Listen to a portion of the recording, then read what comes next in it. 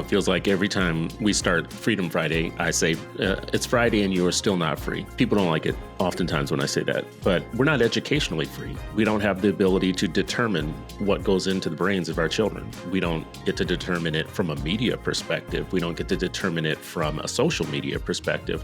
And we definitely don't get to determine it from an education standpoint. Like, when it comes to schools, what schools teach, how they teach it, and all of that. I think we have this false comfort in the fact that we have some modicum of control over it, which we do, some modicum of control, but not enough. Not enough to say that we're self-determining as a people. The more you see CRT laws passed and these kind of anti-Black history laws and anti-Black studies and AP and all that type of stuff, I think we're taking it too lightly because it's marching the wrong direction. Not only before all that started happening, we weren't educationally free. Now we're going backwards. So this idea of educational maroonage, setting up camp in places where we can preserve what's best of us, what's best of our education, best of our knowledge. Somebody better start setting up the camps right now about where we're going to hold that knowledge and be able to teach it.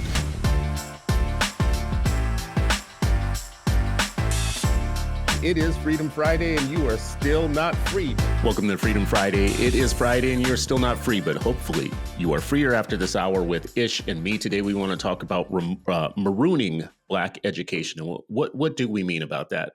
So when we talk about marooning Black education, we're not talking about getting stranded on an island, which is what typically marooning meant. We're talking about liberation. Historically, maroons were enslaved Africans who escaped bondage and built free, self-governing communities, often in remote places like swamps and mountains and dense forests from Jamaica to Louisiana, all across the country in places where they could live in peace and in silence. That's why they chose islands and swamps and others, North Carolina, Virginia, places like that. When we talk about marooning Black education, we talk about it in the same way that we talk about those maroons who formed those little communities where they were autonomous, they had independence, they had the ability to develop their own language and develop their own understanding of what education should be. Maroons also fought off slave catchers. They negotiated treaties. They preserved the African language, cultures, and values. And yes, they educated their children, not through standardized tests, but through stories, rituals, work, and resistance. Now, if we put that into context of today's Black education, where we don't have that level of autonomy and independence and control over what we teach our kids, there's a lot of work to do. There's a lot of work to bridge us to the maroons. And Ish, you're the perfect person to talk to about this because we're in a situation right now where we need to have a national conversation more often about independent Black education. So this setup that I just gave, what would you say specifically about the concept of marooning Black education? Well, I think there's many different ways you can think of it, right? You can think of it outside of traditional public educational settings, right? You can think of it within educational settings that currently exist and the structures that currently exist, and creating those spaces within those institutions where these type of conversations, where this type of thinking, where this type of planning can take place, right? Where not only are you thinking of what you can implement within a school level building type situation, but you're also thinking what policies or how can you influence policies in the larger community that can affect what type of decision making will affect your school building, right? But you're very purposeful in planning and very purposeful in who you're doing it for and who you're planning with, right? And ultimately, at the end of the day, maroonage isn't in the sense of separating yourself by thinking yourself is better. It is more tied to, you know, trying to have some self-determination while being in a position where folks know that you're part of that negotiating process to talk to about what to do next. And I could imagine maroonage, and even teachers can do that within their classrooms, where there's spaces in the school where students know they can feel safe. Students know that these ideas and other things can be shared, and this type of knowledge is being passed down. So I think of maroonage as a much more comprehensive, more encompassing thing that embodies very different situations in different contexts, and it will look and manifest itself differently. But I think that ultimately, at the end of the day, those values of what that stood for can be manifested in those small to large places. I mean, would there be a difference between us thinking about maroonage, which is separating, isolating, creating autonomous learning situations for our kids, versus fugitive, which is you're not in a maroon community, you're kind of a fugitive from the law in Yeah, what you're teaching. yeah, no, and I've been wrestling a lot with this concept of fugitivity in relation to education, right? And I've heard critiques, right, of people. It's like, oh, well, you can't do that. You know, this is a profession, this is a career. Calling it fugitive devalues the legacy, right? But for me, I fall on the side that fugitivity has always been the legacy when it comes to catching a real education if you're Black within this society, whether you're during the enslavement period, and Dr. Jarvis Givens, which we always shout out on this show, Fugitive Pedagogy, does a great job of laying out, even during the enslavement period, how enslaved folks in the woods at night and holes they would dig up would teach children and each other how to read and write. And then you have situations where even after the Civil War, when the Freemansboro would go back into the back areas in different parts of the South to educate and help set up schools, they found already educational situations set up by those communities immediately when they got there, knowing the importance of reading. But all this has never really necessarily been something that has been given or even allowed to flourish in longer periods of time.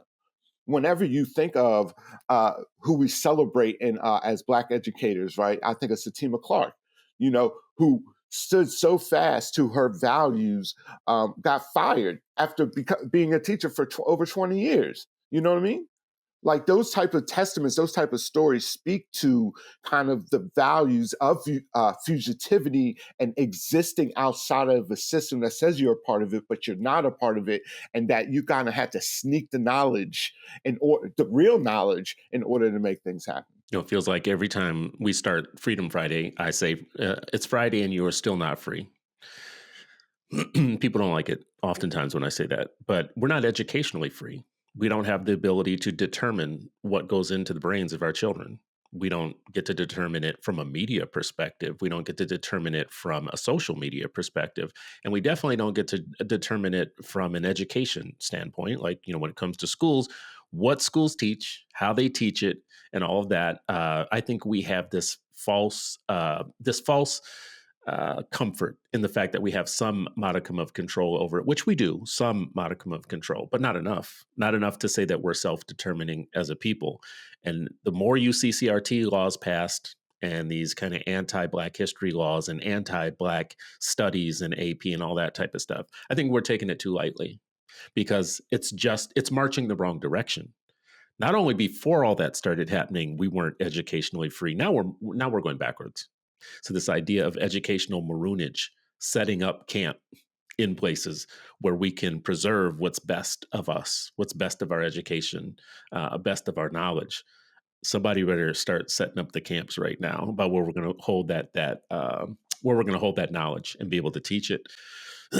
um, it's the person who's going to educate somebody today within the system, do you think that they have adequate knowledge that they're not entirely as free as they need to be? Or is it like the type of thing that you're in the matrix now? You just, I guess it always comes back to that for me. You just don't even know that you think you're a free actor, but you're not. I think that's part of, one of the major issues that a lot of folks don't acknowledge really the situation that we're facing today. I think also there is also a desire to not think of it in those terms, right? Think of it as on my own individual achievement within this situation. The need, most humans feel to follow rules, to kind of fall in line and comply in situations where the stream is going in a certain direction, right?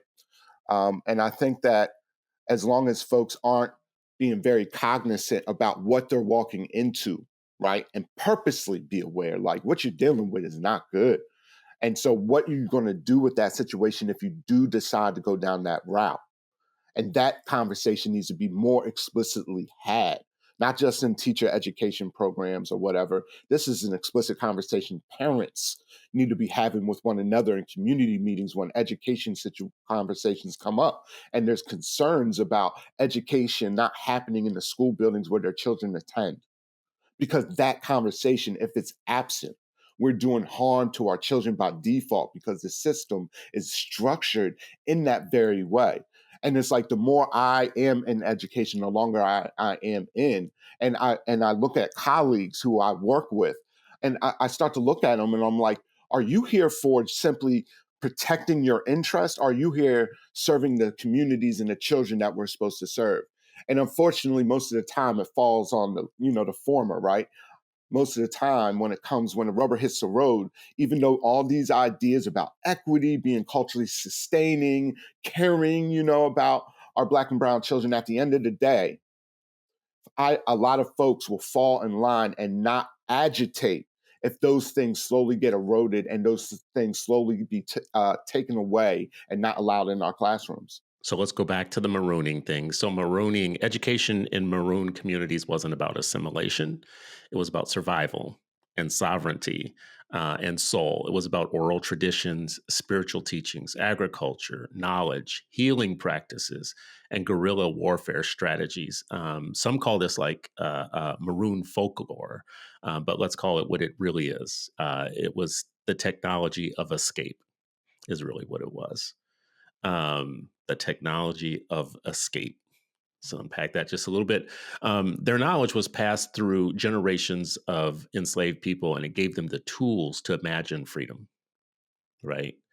And that's a far cry from what you just described as the educator who's in the classroom who's fighting. Not what I just said is coming from the left and going forward. You're talking about an educator who's having to go back and kind of meet the maroon at some point. And I wonder how many people are going to do the soul work that it takes to get there as a soulful educator, person who is a soulful person that wants to educate Black children.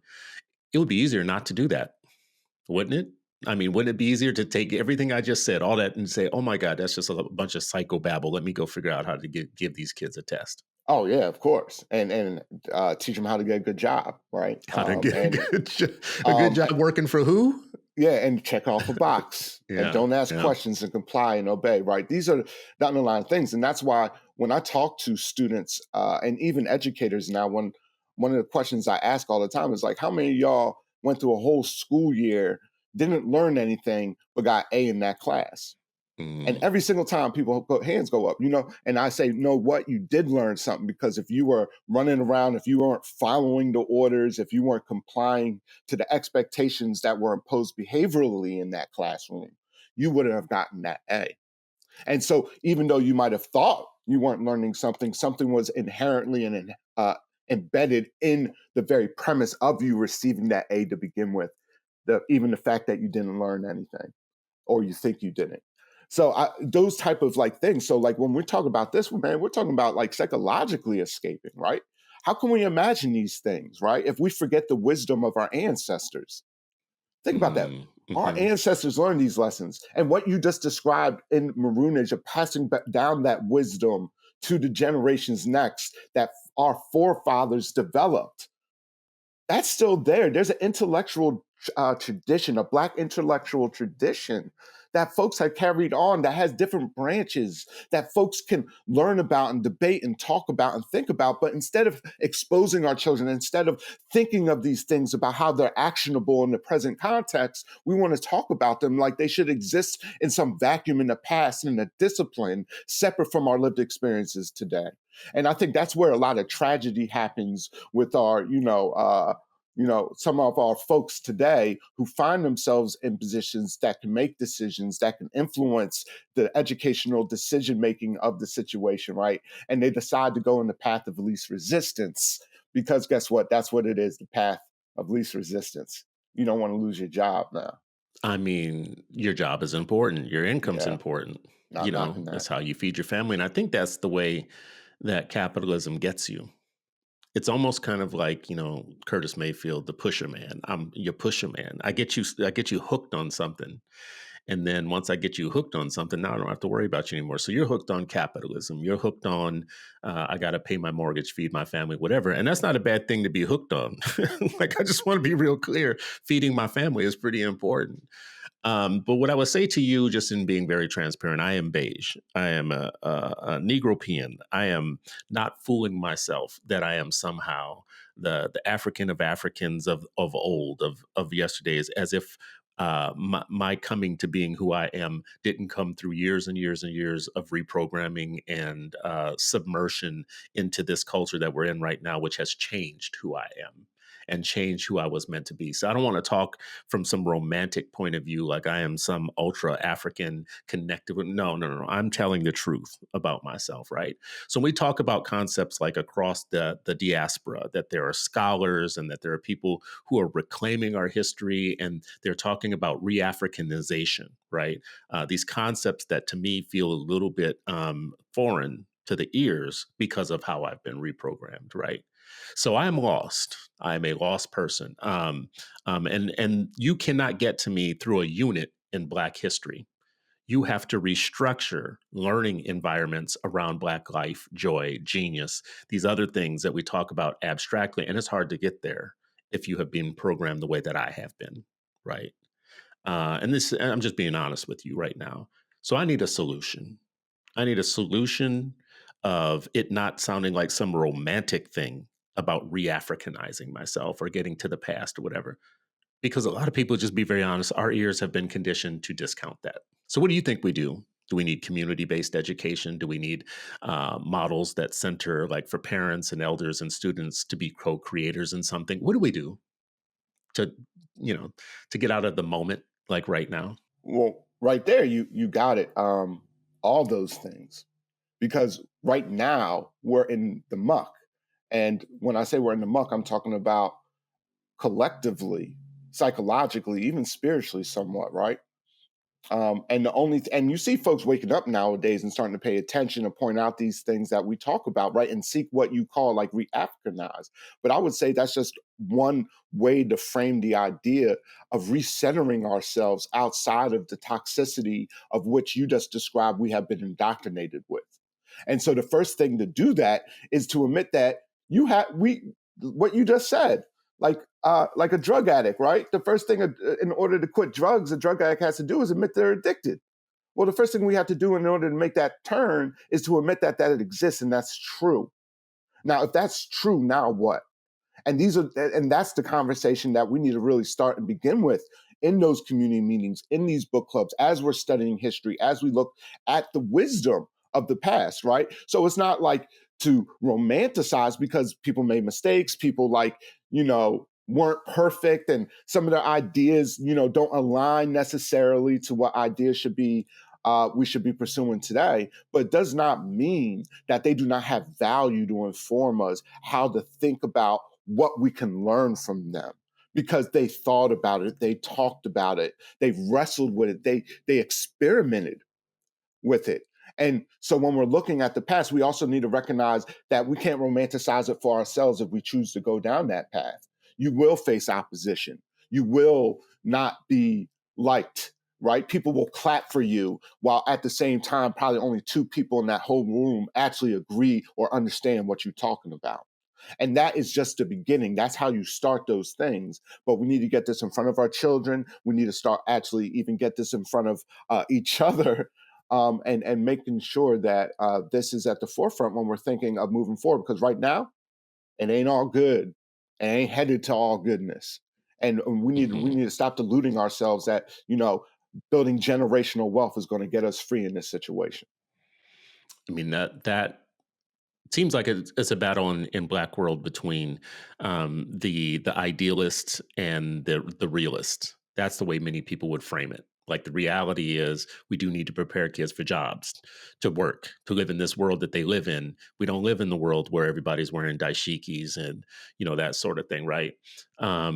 So you're battling people who think it's unrealistic to re-Africanize, and they don't. The concept even seems foreign to them and outdated. Do you know Dr. Goldie Muhammad?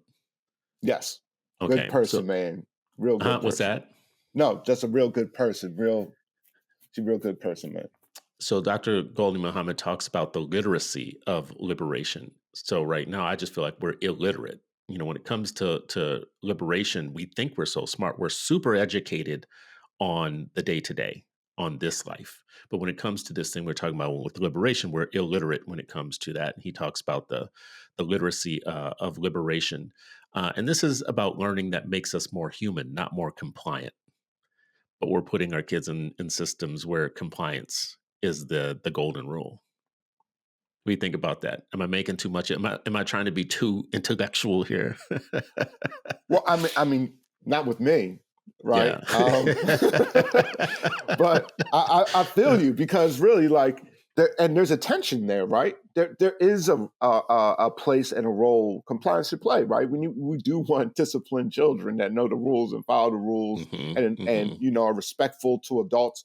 But we're finding our situation where we have these adults like turn around and be like, what's wrong with these children? I can't be around these children the way they act. And be like, that's a reflection of us, right? Our dropping the ball as adults of making sure of holding these children accountable that they feel like that they need to respect when they're around elders, right? That they should be listening to folks. And see, that's an issue right there. So you're telling me that we need to do this type of a compliance situation while at the same time they ain't listening to your ass. You know what I mean? And Right. and when they listen to this, they'll admit that to be true. I mean, the students I've taught throughout, a decade, right? And that reality then becomes the situation we find ourselves in now, where we have leadership in the national office, where folks diluted themselves with Obama, thinking that we like moved this country towards some like mythological like race neutral situation, to a Donald Trump now, where it's like it's blatant in your face, bro. Like, Hmm. we Hmm. don't allow non-whites in here. We even deport non-whites in college campuses that aren't, U.S. citizens, but even got green cards, but will allow asylum for white South Africans, right? See, this is the mentality that still exists within this society, very strong, is at the very foundation that a lot of our folks forget lays at that foundation. And in order to break away, we need to psychologically break away. And that's what Malcolm was talking about before he was assassinated, a psychological moving back, and not to romanticize Africa, because African countries, right, have their own issues dealt from colonialism and other issues that are remnants of neocolonialism that still exist there that block even that conversation. But it speaks to kind of like, how do we shift our worldview and our whole value system away from a value system that this society represented that really justified and rationalized the enslavement and capture of our folk. You just said something in there. Can you unpack neocolonialism as an idea? Yeah, Because I think so that gets in our way right now. So, what is neocolonialism? well, neocolonialism manifests itself in several different ways, right? So colonialism was like the mother country controlling the country and the methods. Neocolonialism is that mother country or those colonists are no longer in that situation, at least not like, directly, but they have other, like the folks of that country, like people who are actually born there in those type of positions, working for those companies that might still be owned by those same former European colonizers, but instead are now being ran by Africans. And so when you have that situation, you also have a situation of schooling and what is talked about in school. So even in Nigeria, up until like the 1980s, even through up until recently, history wasn't taught. You learn government, you learned economics, but you didn't learn history. You learned anti-colonial theory, nothing like that, because that shakes up too much of the status quo and shakes up the power structure that exists of the relationship between the people in power within those societies and the former colonializing power that still pursues that. So then, therefore, you also get a neo-colonial education that actually uplifts kind of the way of living and the value systems of your former colonizer. Mm. Right. So Mhm, again, mhm, you're mhm. dealing with the psychological, you're dealing with the economic, and it manifests itself in different type of way. I would even say a neo-colonial education exists here, um, in America for Black folks, right Mhm. now, because when Black folks ran schools, we knew what our children needed. We knew how to socialize them, even if part of that socialization is surviving this nonsense. Without that, we're basically throwing our children to the wolves and be like, "All right, have fun." learning how to swim out there. And oh yeah, your whole life, if you fail and you sink and you swim, it's your problem, it's your fault, because this is an individual ruggedness here, and it's all your fault. Your people just need to pull up their pants, stop complaining, and get jobs. So colonialism, I come to your house and I take it over. I take control of your systems of communication, your spirits, your gods, your system of currency and money and even of family, whatever. That's colonialism. I come to your house. It's a home invasion. It's home invasion. Show me where the safe is. I want to get in the safe. Tell me who the dad is so I can demean the dad here in front of all y'all so y'all know that I'm the dad now. What you're praying to what God? Yeah, we're gonna replace that. This is colonialism. It's complete, it's a home invasion and complete takeover. Neocolonialism is when I look to a couple of the children and I say, okay, now I'm gonna train you up to do what I'm doing so that every generation after this looks to you and you look like them, but you're doing my bidding. You're teaching my God, my language, my system of currency, my everything. That's neo-colonialism. Sounds like this is a little bit of what I'm trying to analogize here. I'm trying to be smart about a response to what you just said, right? And put it in just basic terms, right? It's no longer a home invasion because now the call's coming from inside the home, someone who looks just like you. Now, if we apply this to education, that is, I come to colonize the Black mind, the Black brain. Um, I'm going to build schools and I'm going to integrate you into my schools under my teachers for a period of time. But then I'm going to turn it over to teachers that look like you within my system. Right. So now you're learning from superintendents and principals and teachers that look like you, but they are still working within my system. So you are the opposite of marooning. Now, if we zoom out a little bit and we think about maroonage in terms of it being also about space, Black geographies, right?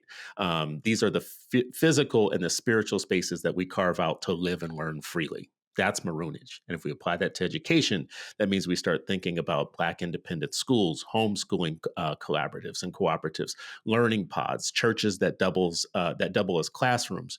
What we consider to be modern marooning colonies, free zones in a system that often over surveils us and underserves us. Right. Okay, so that's what I'm putting on the table right there, sir. Talk to me about this. That's my concept of zooming out and applying this maroonage thing to a real life situation. What do you think? Yeah, I mean, I think it's appropriate. I think that we also need to recognize that we don't have the solution right now, right? And the whole point of doing this is to create those spaces where we can imagine a solution, or at least put our children in a position where they can, right? And I would say, like Malcolm said, by any means necessary. When we apply these situations to our lives, right, we're really like trying to actively put in practice things that we are building from the past, the ideas that we're building on the past. And Chris, like you're hitting on like every point, even when you're talking about like how neocolonialism manifests itself, and I think of Fred Hampton. I was even just like trying to think of what the Fred Hampton quote that I pulled before about neocolonialism and education will produce. But basically he's talking about it will produce a neo-colonial Negro, right? Someone with that mind state that will be a neo, you know what I mean? Like, Negropean, a yes, Negropean, right? yeah, Yeah. and we'll adopt those values and really put it out there. And I think that it's not good for anybody. Black, white, purple with pink polka dots. All our children are suffering right now of the toxicity and the values of where this system is heading, and even where itself thinks of itself where it's heading, which is just a whole nother concept within itself. And our folks need to wake up if we actually want to do anything. If we feel any type of responsibility that our ancestors felt, not just towards their own freedom, but the freedom of all people. Do you think it's realistic to build schools and a movement that are off the grid of white supremacy? No, not in this current situation.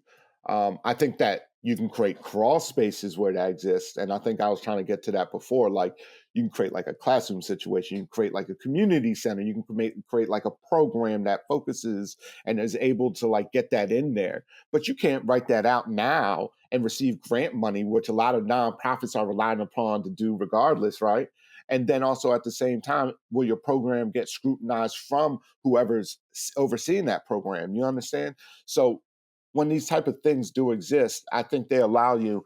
And I'm thinking of another quote. It's like they let you beat them at their own game for a little while, but ultimately at the end of the day, you ain't going to win their game because it's their That's game. kind of like a casino. Yes. In a casino, the house always wins, but you feel like you've won some of the Yes. time. Yeah. But they get you addicted to pulling the lever and you think you're winning some of the time, but the house is always winning. Right. That's the rule. Right. Yep. And I don't want to be like that. That is Afro pessimist, right? I also want to infuse the Okay, let's stop here. What does that radical mean? What's hope. Afro pessimist mean? Well, Afro pessimism is a school of thought that looks at that the Black experience within the society has always been, it's negative, right? That nothing is good, that racism is permanent, that nothing uh, beneficial for Black people necessarily have ultimately been produced, right? And there's some truth to all that, and that it won't be produced, right? You can just give up on it, basically. Mm-hmm, And mm-hmm. that school of thought also, I don't want, there's some facts and truth that we can pull from it. But at the same time, one of the reasons why our folks made it through this wilderness and the terrors and the terrorism and everything like that was still the belief of hope that their children might be a better situation, that if they struggle hard enough or did this, that it would be possible, right? Not just even in the individual sense, but there was a collective sense of that happening where whole communities would throw in the little bit of money they had to build a school or get a kid to go to college up north, right? Or a child to travel in the northern city to another northern city that was much more friendly to Black folks, right? These are the things, these are the shoulders that we're handed on that we need to really start thinking of. Okay, so like what worked for them? How can we create these crawl spaces for our children so they can make these decisions and really shake up the system and potentially do and start building the things in which you're describing, and then head towards that direction. But right now, we're nowhere near a situation where I believe that that's possible, but it's not impossible. Sounds like you need something that's in between Afro pessimism in the way that you just described it to me and toxic optimism, which is what you talked about earlier with the Obama stuff, where, we're going to be post racial now, right before we return to 1955 in terms of the politics of where we are today. So there needs to be something that's Afro realism. What would it be that's in between toxic positivity and Afro pessimism? Oh, you mean the Joy Committee, folks? Let me think. Black I joy, black genius, post racial, all that stuff. Black Yes, excellence, yeah, yeah. black girl magic. Yeah, all those things are needed, and it is a complex tapestry, right? Our existences, and I think sometimes, just like the path of least resistance, it's easier for folks to generalize and box it and place it into this is this is that, right? And even in a dichotomous situation, which is also a Eurocentric worldview and type of way of thinking, but I digress because indigenous African ways of knowing doesn't look at predetermined things in that way. But when we're talking about even what we're thinking about and what our children are going through, we just need to really like uplift these ideas and show them and be like, reach your own conclusion. There's various different ways people will approach this, right? There's various different ways where you feel your responsibility or your skill set or whatever that you can contribute will look different in different ways, in different Hmm, circumstances. hmm. But this idea that it should be cookie cutter, this, this is the way we can do it. Here's a model. I don't know if that exists, number one. And I don't know if I would want it under this paradigm anyway, because it would probably be imposed. It's very easy for no matter what we propose to become neo-colonial. That's what I'm getting a little bit from this conversation. Yep. So Yep. I think the thing about maroonage, the one power of maroonage is that you are in secret or in private or in, it's harder to neo-colonialize or colonize um, when you are off the grid. Yeah.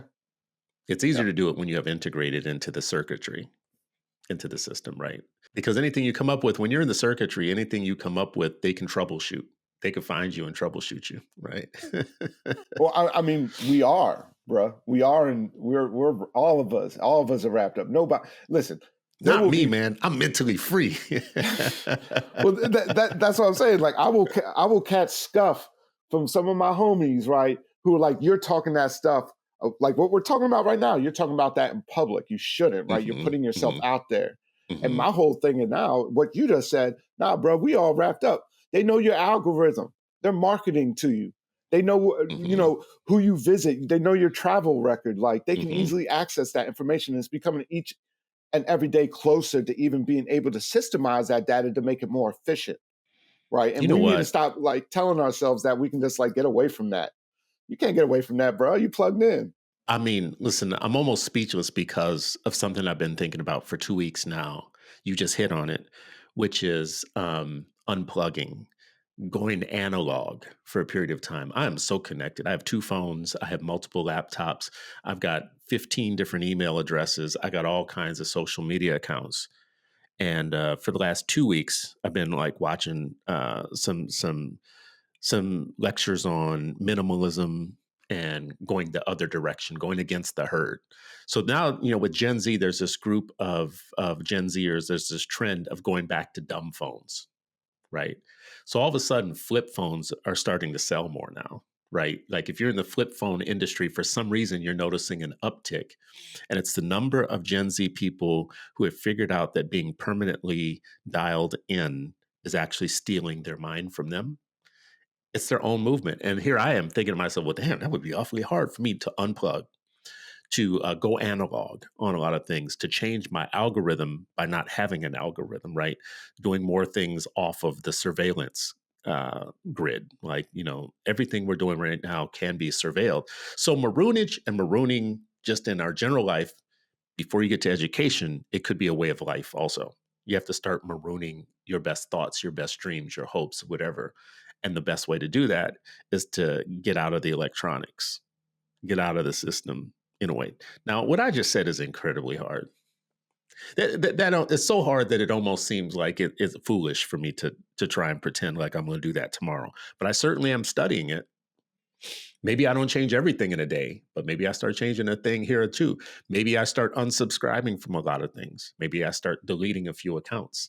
Maybe I stop saying certain things in certain places and whatever. And maybe I do go back to analog behavior as much as I possibly can. I mean, if you think that's your role, bro, you know what I mean? Like Yeah. there's people out there that should be doing that, right? And looking at that, what that looks like.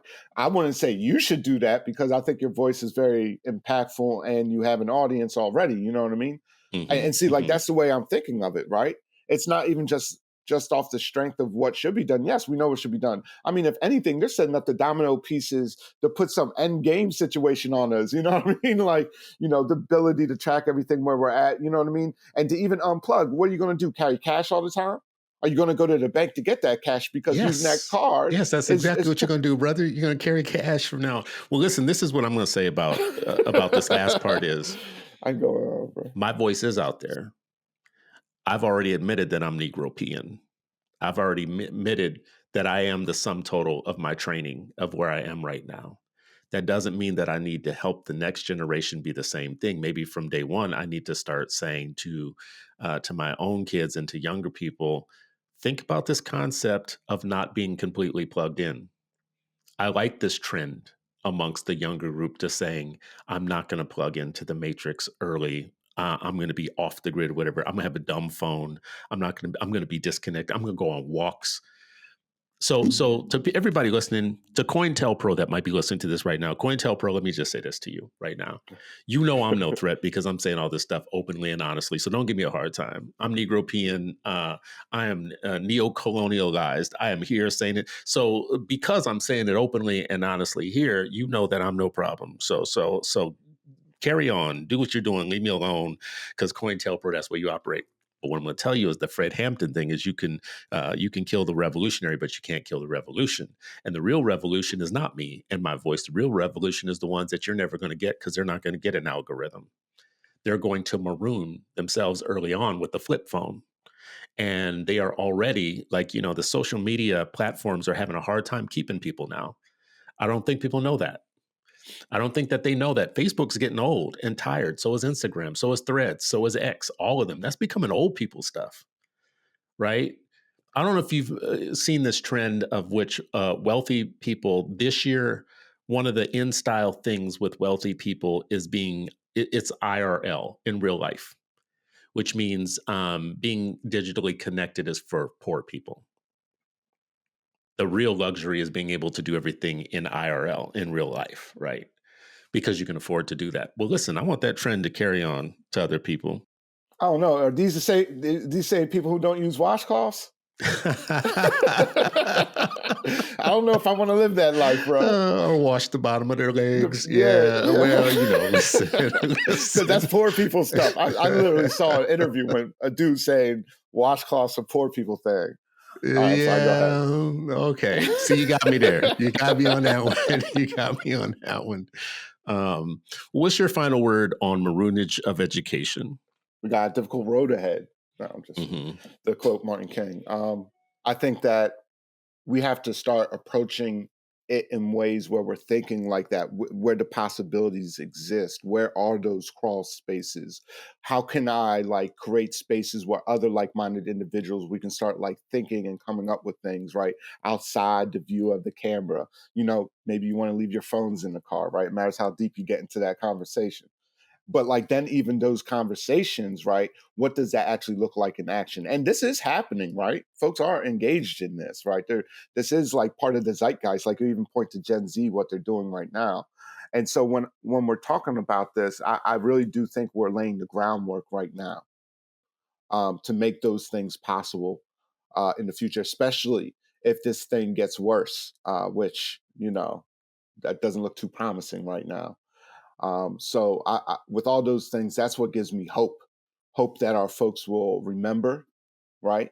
What was forgotten, while at the same time use what has been learned to really develop something this world has never seen before in a positive way. I love it. I do want to give a shout out to Dr. Hirokuti, who was one of my professors, who made me rewrite something that I was writing. I was writing something on the so-called second brain, and if you look this up, there's this concept of a second brain where there's a process of organizing all the information that you take in. So the books that you read, the lectures that you see, whatever, there's a way of organizing this electronically so that you capture everything and you never miss a thing, and it becomes your second brain.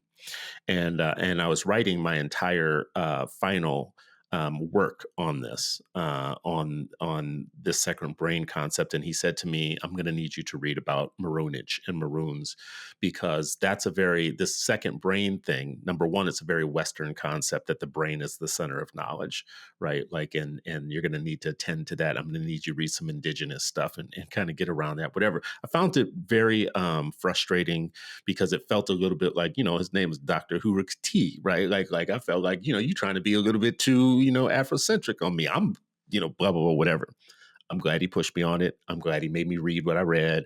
I'm glad he made me rethink the center of knowledge and whatever, because it turned my world upside down a little bit. Even as a Negropean, it turned my world upside down a little bit to start thinking of, oh man, I'm deep.